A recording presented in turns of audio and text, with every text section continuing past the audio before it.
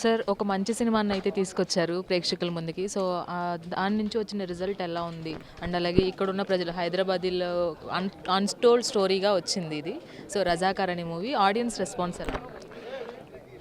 మేము ఈ చిత్రాన్ని 15 మార్చిన మొత్తము Telangana, Andhra Pradesh and south languages release చేసినప్పుడు చాలా మంచి రెస్పాన్స్ వచ్చింది. చాలా మమ్మల్ని అభినందించారు. ఎందుకంటే ఈ రజాకార్ అనేది చాలామంది విన్నారు. నాయనమ్మలు చెప్పినప్పుడు, తాతలు చెప్పినప్పుడు. కానీ ఏంది రజాకార్ అనేది మాత్రము ఈ సినిమా ఏదైతే ప్రొడ్యూస్ అయ్యి బయటకు వచ్చిన సందర్భంలోనే వీళ్ళకి తెలిసింది ఒరిజినల్ చరిత్ర. కానీ ఎప్పుడైనా కానీ వాళ్ళకు పూర్తిగా ఏం తెలియదు.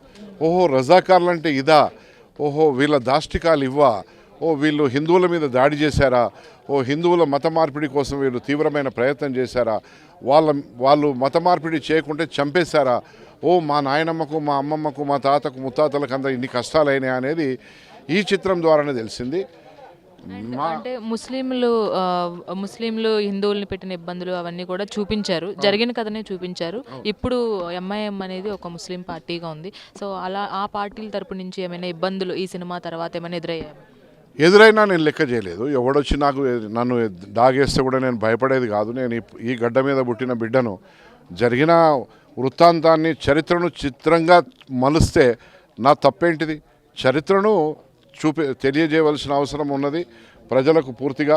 ఆనాడు జరిపిన దాడులు, ఆ మారణ హోమాన్ని, నిజాం నిరంకుశ పాలనను ప్రజల ముందుకు తీసుకుపోవడంలో నా ధైర్య సాహసాలను చాలామంది మెచ్చుకున్నారు. నాకు చాలా సాటిస్ఫాక్షన్ వచ్చింది.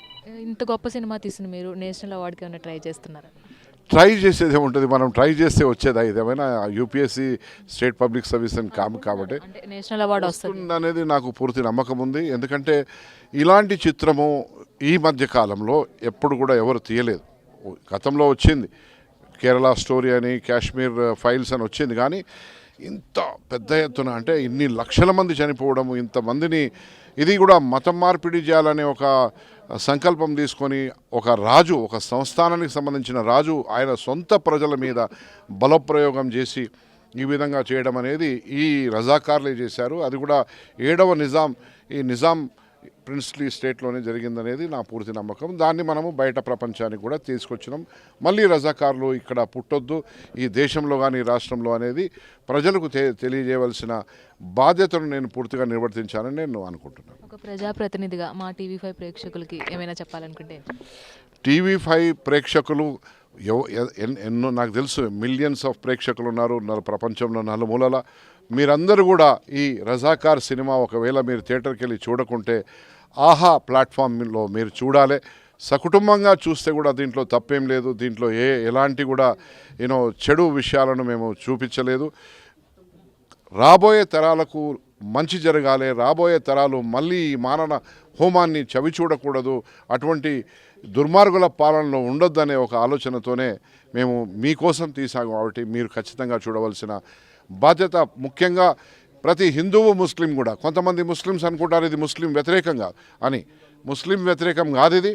ఆనాడు నిజాం మరియు రజాకార్లకు వ్యతిరేకం, కానీ ఇది ముస్లింల కోసం వ్యతిరేకం కాదు. ముస్లిమ్స్ కూడా ఇంటికాడ కూర్చొని మీరు చూడండి.